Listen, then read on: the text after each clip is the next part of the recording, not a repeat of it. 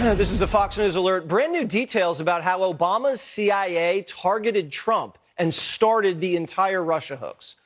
For years, we were told that tips from an Australian diplomat tipped off the FBI after a random conversation with Papadopoulos, a no-name 20-something. But according to new reporting by Michael Schellenberger and Matt Taibbi, the whole thing was a CIA setup. Former CIA Director John Brennan identified 26 Trump associates to be targeted by the Five Eyes intelligence alliance, and then those interactions were the targets and were targeted by the FBI as suspicious. And that's how the FBI launched the Russia collusion hoax. The details of this entire operation have been stored in a top-secret binder in a secret room in Washington. Trump ordered the whole thing declassified, and now the rumor is that the binder might be missing. Joining me now, one of the reporters who broke the story, Michael Schellenberger.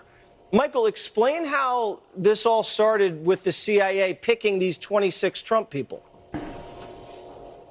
Yeah, good to be with you, Jesse. Well, obviously, this is an extremely serious story and serious allegation by multiple credible sources that Public and Racket, that's Matt Taibbi's publication, have spoken to. These are people that are close to the House intelligence investigation of how the Russia collusion hoax began. The story, as you mentioned, was that, we were just informed by foreign intelligence about this.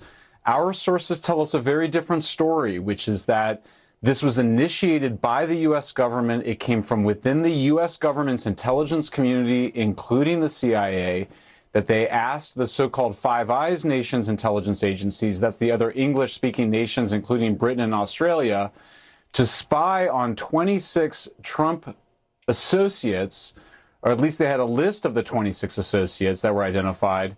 This is new information. Some people have theorized about this and speculated about it.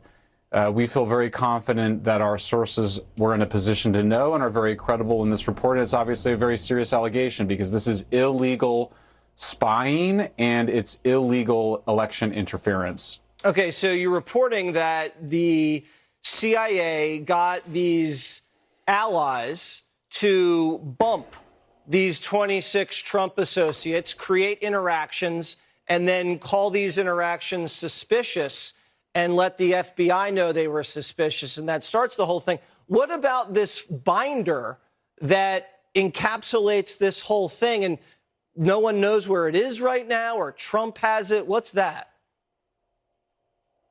Well, Jesse, we'll have a piece tomorrow that is specifically about the binder, but as a friend of the show and of yours on this, I'll say that there has been widespread speculation that this binder was the reason or a reason for the FBI raid of Mar-a-Lago, and we'll be discussing that tomorrow.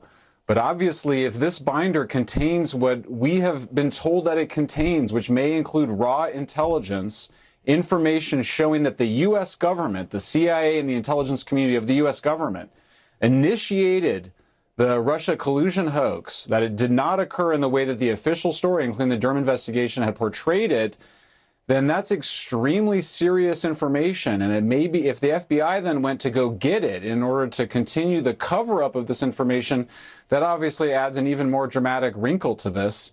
Again, we'll have more to say about it tomorrow, but this is a huge, huge story. I mean, I've been thinking about it in the history of the United States of America. Have we ever had something like this where the intelligence community was weaponized against a political candidate and using our foreign allies to do it? I can't think of a more important or dramatic story. Yeah, and then going to great lengths by using FBI raids to cover it up. That's just an absolute incredible